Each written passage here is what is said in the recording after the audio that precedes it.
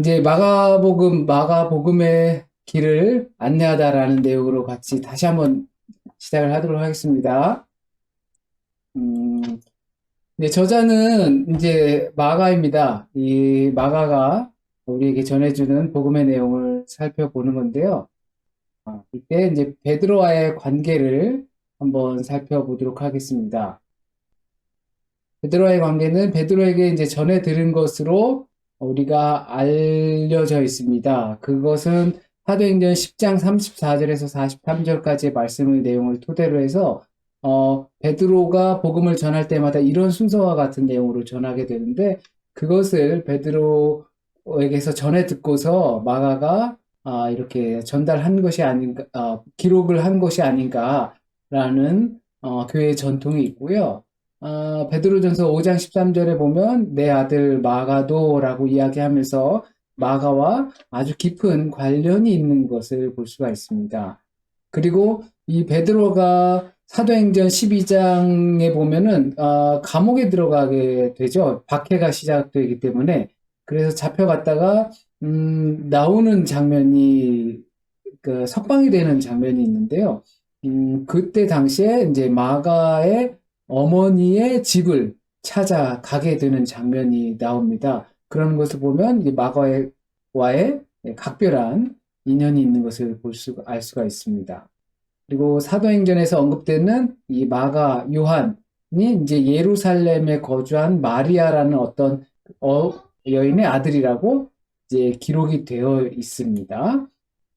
그래서 또 이 마가복음 14장 51절에서 52절에 보면 예수께서 잡히시는 그 겟세마네 동산에서 벗은 몸으로 도망을 하는 자에 대해서 이야기가 나오는데 이거는 이제 마가복음에만 등장하는 어떠한 묘한 인물 묘사죠. 이것을 알 수 있는 사람이 과연 누가 있을까 생각했을 때 마가 자신이 아니었을까 그러면서 마가 자신을 그렇게 기록한 것이 아닐까라고 학자들은 또 추측하기도 합니다. 자, 또 저자 마가가 바울과의 관계도 있음을 우리가 알 수가 있습니다. 성경을 사도행전이나 이렇게 같이 읽으셨을 때 기억하시는 분들은 이제 바울과 관계가 있다는 것을 알 수가 있는데요. 바울과 바나바가 이제 1차 전도여행으로 떠날 때 바나바의 친족인 마가를 수에몬으로 이렇게 데리고 갑니다. 그것이 바로 요한이다라고 기록에 나와 있습니다. 그런데 안디옥에서 예루살렘으로 다시 돌아가게 되는데 선교를 하다 말고 돌아가게 된 것이죠. 그 이유에 대해서는 기록을 하고 있지 않기 때문에 어떤 이유인지는 알 수가 없습니다. 그리고 골로새서 4장 10절에서는 이렇게 마가에 대해서 바울도 기록을 하고 있고요. 그리고 디모데후서 4장 11절에서는 마가를 데리고 오라는 나중에 이제 사이가 안 좋아졌거든요. 그러니까 1차 전도여행에서 내빼다시피 하니까 많이 바울은 상심을 했는데 바나바가 또 전도여행을 갈 때 마가를 데리고 가자라고 했지만 믿을 수 있는 인물이 되지 못한다라는 판단 때문에 그와 같은 일이 또 벌어지면 문제가 되니까 바울과 바나바가 그때 이제 갈라서게 됩니다. 그래서 바울은 실라를 데리고 가고 바나바는 마가를 데리고 다시 전도 여행을 떠나게 됩니다. 그리고 이제 전도 여행의 초점은 바울에게 맞춰져 있죠. 그리고 나서 후에 한참이 지나서 디모데후서에서 기록으로 남기는 것은 마가를 데리고 오라라고 하는 이야기를 봐서는 어쩌면 관계가 회복됐을 것으로 알려져 있습니다. 그 회복된 그 관계는 이 마가가 로마에서 어쩌면 바울을 잘 대접하지 않았을까라고 추측하는 학자들도 있습니다. 빌레몬서 1장 한 장짜리니까 빌레몬서 24절에 보면 동역자 마가에 대해서 또 이렇게 언급하고 있습니다. 그러니까 마가는 요한이라고 불렸었고 그 어머니도 마리아였었고 그들 관계 안에서 이 바울과 베드로와 깊은 연관이 있는 아주 밀접한 연관 속에 서 있었던 한 사람이라는 겁니다. 그리고 그 마가복음의 특징을 한번 살펴보도록 하겠습니다. 이 마가복음에서는 이 로마의 이방인 그리스도인들에게 이제 전해주는 복음 내용이라고 복음서라고 볼 수가 있습니다. 그것을 알 수 있는 것은 유대인의 관습에 대해서 자주 풀어서 설명한다라는 것이고, 그리고 아람어로 표현된 것을 이 뜻은 이러하다라고 번역하는 일들입니다. 예를 들면 그것이 달리다굼이고, 그리고 엘리 라마 사박다니라고 하는 표현들입니다. 그 표현들을 번역하여서 이것이 무슨 뜻이다라고 이야기를 해주는 것을 봐선 이 아람어를 이해하지 못하고 유대인의 관습을 잘 이해하지 못하는 이방인들, 특히나 로마에 있는 이방인들이 있다라고 생각할 수 있습니다. 그리고 독특한 것이 또 하나님의 아들 예수 그리스도의 복음의 시작이다라고 하면서 이 복음서를 시작할 때 마태복음과 누가복음과 다르게 정말 거두절미하게 바로 예수 그리스도에 관한 복음을 이렇게 시작한다는 특징을 가지고 있습니다. 그리고 회개하고 복음을 믿으라 라고 이 복음에 대한 제시를 처음 제시한 것으로 알려지는 것이죠. 왜냐하면 다른 마태복음이 먼저 쓰여진 것이 아니라 이 마가복음이 먼저 쓰여진 것이 학계의 정설입니다. 그러면서 이것에 대해서 복음을 이야기하고 예수 그리스도에 관한 복음이라는 것을 이야기하고, 그리고 회개하라 천국이 가까웠다라는 것이 아니라 회개하고 복음을 믿으라라고 하는 이 예수 그리스도에 관한 이야기를 복음으로 구체화시키는 것입니다. 또 이 마가복음은 거두절미하고 바로 예수 그리스도의 사역으로 1장에서 보면 1장이 다 채 끝나기도 전에 예수께서 세례를 받으시고, 그리고 광야에서 시험을 받으시고 이제 복음을 선포하는 길로 시작을 하시죠. 그런데 그만큼 작은 분량으로 이루어져 있습니다. 그래서 마태복음이나 누가복음에 있었던 태생에 관한 것, 그리고 족보에 관한 것들이 이제 나타나지 않습니다. 그래서 아주 짧은 부분만 이야기하고 바로 가르침과 전파, 그리고 고침, 예수 그리스도의 본격적인 사역으로 바로 들어간다는 사실입니다. 그리고 대부분의 이야기가 바로 이 가르침과 전파, 고침, 그리고 순환에 관한 이야기라는 것입니다. 1장 21절에서 9장 32절까지, 그리고 11장부터 15장 거의 끝까지 내용이 바로 예수 그리스도의 순환에 관한 것, 그리고 예수 그리스도께서 가르치시고 치유하시고 전파하신 그러한 내용들이 담겨져 있습니다. 자, 그리고 이제 사건을 중심으로서 이제 복음서를 전개할 때는 이 세 부분으로 나눠집니다. 장소로 구분이 되는데요. 갈릴리, 그리고 갈릴리에서 예루살렘으로 가시는 도상, 그리고 예루살렘에 도착하셔서 이렇게 내용으로 전달이 되고 있습니다. 이것이 표현될 때는 마치 과거에 있었던 마가가 기록할 때 과거에 있었던 것을 기록하는 것처럼 기록한 것이 아니라 지금 현재에서 이루어지고 있는 문법, 현재형으로 기록하고 있습니다. 과거에 있었었다가 아니라 현재 이루어지고 있다, 이루어졌다라고 하는 내용을 많이 사용하고 있습니다. 그리고 마가의 특징이 내용이 아주 분량이 작은 것처럼 아주 신속하게 진행이 됩니다. 서두에서 전개가 간결하고 빠르게 진행이 되고, 그리고 행동에 대한 것들을 매우 강하게 강조하는 모습이 보입니다. 그래서 자주 사용하는 단어가 곧, 즉시, 그리고 움직임이 포함되어 있는 동사들, 그리고 사람들의 결단을 촉구하는 것이 이 마가복음의 그 문법을 사용하는 특징이기도 합니다. 그러니까 마가는 짧게 전달하는 대신 이것을 신속하게 진행시키고, 그리고 바로 행동에 옮겨야 하는 것들에 대해서 결단을 이제 읽는 사람들로 하여금 촉구를 하는 것이죠. 그리고 다른 그 마태나 누가복음과는 다르게 사역의 상황에 대해서 자세한 묘사를 하는 것입니다. 특징들이 이제 어린아이와 같아야 한다라고 하는 것은 어, 다른 복음서에도 있지만 마가는 이 어린아이와 같아야 한다라는 내용을 설명할 때 어린아이를 데리고 오시고 앉히시고 하시면서 이 부분에 있어서 자세하게 설명을 합니다. 보면 또 이제 오병이어의 장소가 우리 그 이제 오병이어의 기적이 있었던 이 장소를 아, 잔디가 푸르다, 풀이 푸르다라는 표현을 쓰면서 디테일함을 또 강조합니다. 그리고 병자들이나 귀신들을 내쫓거나 고치실 때 그 사람들이 구르고 그리고 경련을 하고 이렇게 막 침을 뭐라죠? 그 거품을 물고 뭐 이런 것들을 자세하게 표현을 합니다. 그 상황이 어떠했는지를 그 상황에 대해서 굉장히 구체적으로 설명을 하고 있습니다.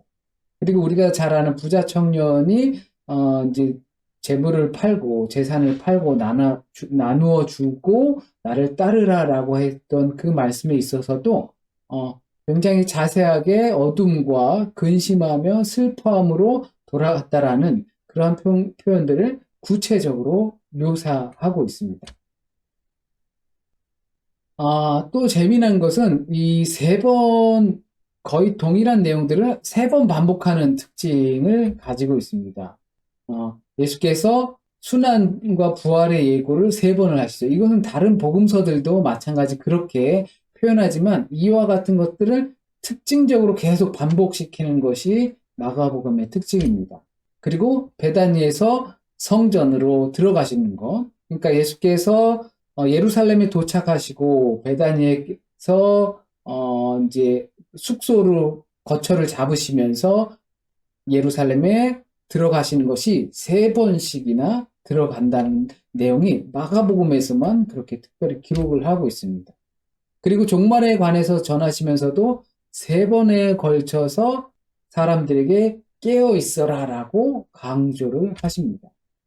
그리고 겟세마네 기도에서도 세 번이나 제자들에게 다시 오셔서 내가 이제 한시도 나와 함께 기도하지 못하느냐라고 하면서 세 번씩이나 기도하시는 장소에서 제자들을 방문하게 되시는 거죠. 멀리 떨어져 있는 곳은 아니지만 그리고 베드로도 역시 세 번 부인하는 것을 기록합니다. 순환 예고, 나는 고난을 받아 죽을 것이고, 그리고 다시 살 것이다라는 예고와 베드로의 세 번 부인은, 성경에서도 다른 복음서에도 공이 나오는 거지만, 이와 같이 이것을 이용해서 다른 중대한 내용들에 있어서도 이것이 항상 세 번 반복해서 나타납니다.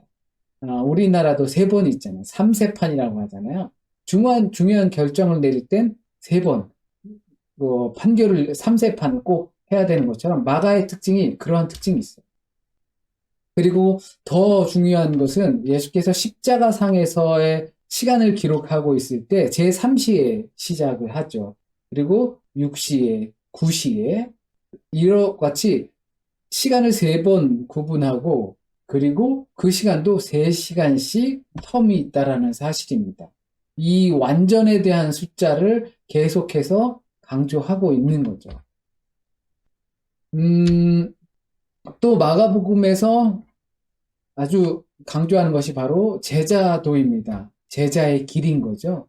제자는 어떻게 살아야 할 것인가. 이 제자도에서 할 때 제자는 자기 부인하고 자기 십자가를 지는 것입니다. 그리고 믿음이 있어야 하는 것입니다. 9장 19절에서 어떤 제자들 앞에 나타난 귀신 들린 자를 쫓아내지 못했을 때 예수께서 특별히 꾸짖으시죠. 믿음이 작은 자들아 라고 하면서 그들을 꾸짖으시는데 그와 같이 제자들에겐 믿음이 있어야 하는 것입니다. 그리고 10장 43절에 보면 섬기는 자가 되어야 한다라고 그 섬김에 대해서 이제 세베대의 아들 둘이 와가지고 주님께 우리가 주님께서 높은 영광의 날에 임하시면 우리를 좀, 우편에, 좌편에 이렇게 좀 앉혀주시죠. 우리말로 표현하면 좌의정, 우의정이잖아요. 이렇게 우리를 좀 앉혀주시죠. 라고 하는 표현이 등장할 때, 섬기는 자가 되어야 한다. 그리고 인자도 섬기러 왔다라고 말씀을 하시는 내용입니다. 제자가 가는 것은 자기를 부인하고 자기에게 주어진 그 십자가를 지고 믿음으로써 섬기는 자가 되어야 한다는 것을 이 마가복음의 제자의 길을 말해줄 때 알 수가 있습니다. 그리고 마가는 예수에 대해서 어떻게 묘사하는지 한번 보겠습니다. 하나님의 아들이다라고 묘사를 하고 있어요. 하나님의 아들 예수 그리스도의 복음이라고 1장 1절에서 이렇게 대놓고 크게 이야기를 하고 있죠. 그리고 나는 당신이 누구인지를 아노니 하나님의 거룩한 자니다라고 하면서 예수께서 귀신을 축출할 때 그때 귀신들조차도 하나님에 대해서 그렇게 표현하고 있다라고 마가는 기록하고 있습니다. 그리고 마지막에 이제 예수께서 십자가에 달려 돌아가실 때 마지막 장면에서 로마의 군사 백부장이 이 사람은 진실로 하나님의 아들이었다라고 기록하는 장면이 나오면서 하늘에서도 그리고 귀신들로부터도 그리고 적대자였던 로마 군인에게로부터도 하나님의 아들로 인정받았음을 이제 마가는 기록을 하고 있습니다. 또 하나님의 종으로서 기록을 하고 있습니다. 그것이 바로 종으로 왔다. 인자에 오신 이유가 대속물로 바쳐지고 그리고 구원하기 위해서다라고 표현을 해주고 있습니다. 이제 마가복음의 특징을 이제 이렇게 살펴봤고요. 또 이제 마가복음이 갖고 있는 이제 구조적 특징을 한번 살펴보도록 하겠습니다. 이렇게 마가복음은 세 가지 장소의 변화를 일으키면서 설명을 하고 있어요. 갈릴리 그리고 예루살렘으로 가는 도상 길 위에서 그리고 예루살렘에서 첫 번째 부분에서는 엘리야의 등장이 이제 세례 요한이라는 것을 마가는 특별히 언급하면서 또 이렇게 기록하고 있습니다. 또 세례를 받을 때 너는 내 사랑하는 아들이다라고 예수를 가르치고 있습니다. 이것은 마태복음과 다른 차이는 마태복음에서 이는 내 사랑하는 아들이다라고 하는 어떤 그 군중이 들을 수 있는 이야기와 같지만 저기에서는 마가복음에서는 너는이라고 직접적으로 표현을 하고 있다라는 사실입니다. 그리고 광야의 시험으로 바로 넘어가게 되고 광야의 시험도 마태복음은 3번의 이런 그 사탄이 시험하는 내용이 있었지만 마가복음은 아주 간결하게 이 서두부분을 넘어갑니다. 그리고 이제 공생애가 시작되시죠. 하나님의 나라가 가까이 왔다. 하나님의 나라는 누굽니까? 바로 예수 그리스도 본인 자신을 뜻하는 것이죠. 하나님의 나라, 곧 하나님의 나라는 하나님이 통치하는 것이고 예수 그리스도께서 통치하시는 그 자리가 하나님의 나라이죠. 그것이 가까이 와서 선포하고 치유하고 그리고 죄사함을 불러일으키시고 그로 인해서 많은 사람들이 이제 추종자도 생기고 또 오히려 오해하고 거부하게 돼서 배척당하시는 일도 생깁니다. 그러므로 인해 하나님의 나라가 확장되는 것을 볼 수 있게 됩니다. 그리고 이 갈릴리 장면의 맨 마지막에서는 베세다에서 한 맹인이 치유함을 받습니다. 마가복음에서만 나오는 장면인데요. 이 베세다에서 한 맹인이 치유를 받는데 이 치유의 장면이 서서히 눈을 뜬다는 사실입니다. 처음에 이렇게 했을 때 한번 보이느냐? 뭔가 다니는 게 보이고 뭐 이렇게 한다고 그랬을 때 한 번 더 안수하셨을 때 그때 완전히 보게 되는 장면이 있죠. 이것이 메타포를 가지고 있습니다. 처음 갈릴리에서는 이렇게 희미하게 천천히 눈이 떠가는 현상을 보고 있지만 이 도상에서는 예루살렘으로 출발합니다. 그럴 때 이제 베드로의 고백으로 시작을 하시죠. 주는 그리스도시니다. 이제 마태복음에서는 주는 그리스도시요 살아계신 하나님의 아들입니다라는 표현을 하지만 간결하게 주는 그리스도십니다. 그리스도, 주님은 메시아입니다. 라고 하는 것이죠. 주님과 메시아를 하나로 쓴 것입니다. 이것은 매우 강력하게 군사적 승리를 뜻하는 뜻입니다. 로마로부터 자신들을 자유를 선언해줄 그러한 군사적 승리를 뜻하는 것입니다. 하스몬 왕조가 생각나는 것이기도 하죠.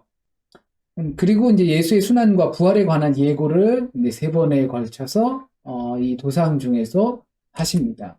그리고 인자가 오신 이유에 대해서 목숨을 많은 사람들의 대속물로 주려 하십니다. 대속하기 위해서 오셨다라고 하시죠. 그리고 고난받고 죽으시는 영광스러운 하나님으로 묘사하고 있습니다. 그리고 마지막에 여리고 인근에서 바디메오가 눈을 뜨게 됩니다. 바디메오가 눈을 뜨게 되는데 이 이름을 기록된 것은 이제 마가복음에서만 이렇게 바디메오다, 디메오의 아들 바디메오라고 기록을 하고 있습니다. 그래서 이때는 한 번에 눈을 뜨게 됩니다. 그러니까 그 도상으로 가기 전에 어떠한 맹인이 눈 떴을 때는 2번에 걸쳐서 눈이 차츰 떠졌지만 이 예루살렘으로 가시는 길의 마지막 부분에서는 한 번에 이렇게 눈을 뜨게 되는 것이죠. 그러니까 예수께서는 그 갈릴리에서 그리고 길에서 제자들의 눈을 띄게 하시려는 겁니다. 예루살렘에 가시기 전에 제자들의 눈이 띄어야 하는 것이죠. 차츰 그 영적인 눈이 띄어야 하는 것입니다. 예루살렘에 도착하셨습니다. 예루살렘 입성을 하시면서 열매 없는 그 무화과 나무를 이제 꾸짖으시고 그리고 성전의 모습을 보시면서 성전에서 장사하는 사람들을 보고 성전의 권위가 예수 그리스도께 있음을 회복하기 위해서 난동을 부리시죠. 그리고 이스라엘 지도자들과 꾸짖으시면서 논쟁을 피게 됩니다. 그때 이제 악한 포도원의 농부, 그러니까 세금을 받으러 갔는데 이들이 주지 않고 아들을 보냈더니 그 아들을 죽였다라고 하는 내용을 마가복음에서는 이 사람들이 그것을 알아챘다라고 우리를 가지고서 하는구나 라고 하면서 화가 나서 이제 달려들기 시작하는 거죠. 막 세금을 어떻게 해야 되냐, 우리가 로마에게 내야 되냐, 아니면 내지 말아야 되느냐, 부활은 어떻게 되느냐, 우리가 부활을 하게 되면 내가 자식이 없이 그리고 계속 형제들이 다 죽으면 그 법대로 그 형수가 내 부인이 되고 그 형수의 형수가 또 내 부인이 돼서 이렇게 되는데 천국에 가서 누구의 부인이냐라고 하는 거죠. 최고의 계명은 뭐냐라고 하는 이와 같은 질문을 막 쇄도합니다. 그래서 안타까운 마음에 주님께서는 이 예루살렘의 멸망에 대해서 예언을 하시고 제자들도 이제 핍박을 받을 것이다. 그리고 내가 다시 오실 것이다. 그러므로 깨어 있어야 한다라고 말씀을 하십니다.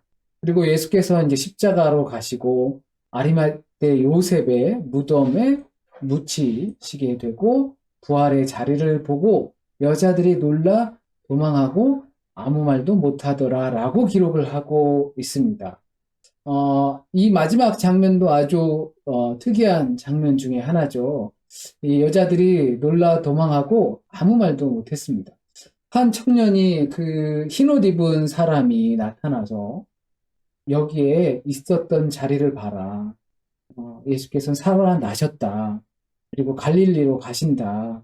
라고 하는 내용들을 접했을 때 이 여인들이 깜짝 놀라고 다른 복음서에선 가서 그리고 제자들에게 전하는 소식들이 있지만 마가복음에서는 너무 두렵고 놀라서 아무 말도 못했다라고 기록을 합니다.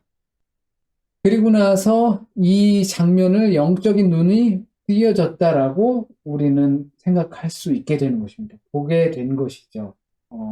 예수가 하나님의 나라이고 우리를 죄를 사할 그 성전의 역할을 감당하고 계시다라는 것을 영적인 눈을 뜨면서 보게 된 것이죠.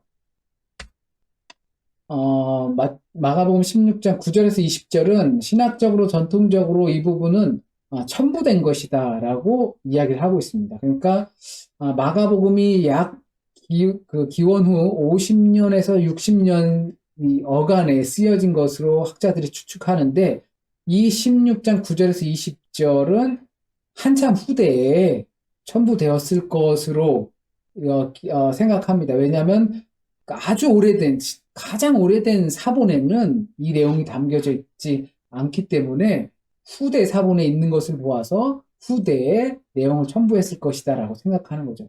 왜냐하면 16장 8절로 끝나면 내용이 아주 의문으로 가득 차잖아요. 예수께서 부활하셨고, 그리고, 마태복음에서는 어떻게 말씀하셔요? 이제, 내가 너희와 영원히 함께 할 것이다라고 하면서 가서 복음을 전하라라고 하면서, 그 제자들을 만나시고 하는 장면이 나오잖아요. 그러나, 여기선 그런 장면이 없이 딱 끝나버리니까, 마치, 이야기가 전부 다 마무리되지 않은 듯한 느낌을 받게 되는 것이죠.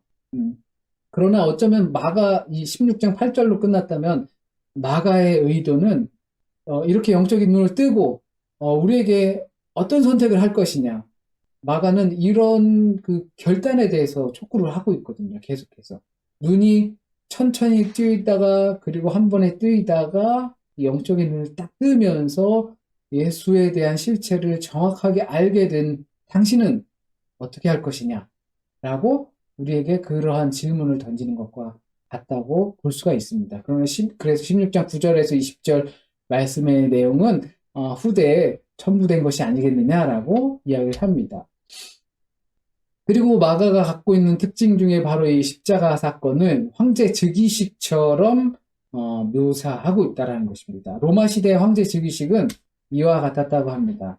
근위대가 이제 황제의 관저에 와서 소집이 되고, 그리고 자줏빛 옷을 그 황제에게 입히고, 그 다음에 많은 사람들이 환호를 받으면서 나오고, 그리고 행진을 시작하면서 머리 언덕이라는 곳에 우리가 이제 생각할 수 있는 것은 이제 골고다 언덕, 예수의 십자가와 비교한다면 골고다 언덕이라고 할 수 있겠죠. 그 머리 언덕이라는 곳에 도착해서 모략을 탄 포도주를 입에 갖다 대고, 왜냐하면 그것을 모략을 탄 것을 주려고 했잖아요. 엘리 엘리 라마 사박다니 하니까 저 사람이 엘리야를 찾는구나라고 하면서 고통이 덜하게 해주려고 했다가 그냥 하지 말아라 이렇게 하는 장면이 나오잖아요. 그리고 나서 그 포도주를 황제가 입에 댄 포도주를 황소에게 뿌리고 그 황소를 제물로 드리는 일이 있다는 것입니다. 그리고 신전에서 재관식을 하는 것이죠. 그 다음에 일식 현상이 나타나면 그것이 신들이 이 황제를 인정해주는 의식이다라고 생각하는 것입니다. 그래서 십자가 사건이 어두워졌을 때 그 일식 현상이 일어났다라고 표현을 하고 있고 휘장이 찢어졌다라고 하는 표현을 쓰고 있습니다. 이것이 마가는 로마에 있었던 이방인들에게 이 마가의 복음을 전해주면서 진정한 이 우주와 세계의 황제는 예수 그리스도시다라는 것을 누구든지 고의적으로가 아니어도 누구든지 그것을 인식할 수 있게끔 마가 자신이 베드로를 통해서 들었던 내용을 기록한 것으로 보여진다라는 것입니다. 네, 그래서 이 마가복음은 마가가 이 복음의 길을 안내해 주는 것으로 우리는 생각할 수가 있습니다. 마가복음 어떻게 읽고 들으셨는지 우리 잠시 이야기를 나누는 시간을 갖도록 하겠습니다.